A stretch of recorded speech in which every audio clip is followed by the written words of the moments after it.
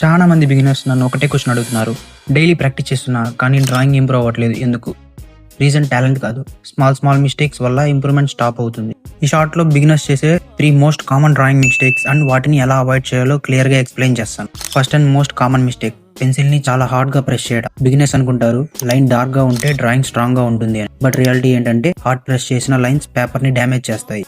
Eraser use చేసినా కూడా marks complete గా పోవు, పేపర్ సర్ఫేస్ రఫ్ అయిపోతుంది. ప్రొఫెషనల్ ఆర్టిస్ట్ ఎప్పుడు లైట్ స్కెచ్ తో స్టార్ట్ చేస్తారు. First loose lines mistakes correct చేసుకుని లాస్ట్ లో డార్క్ లైన్స్ యాడ్ చేయాలి.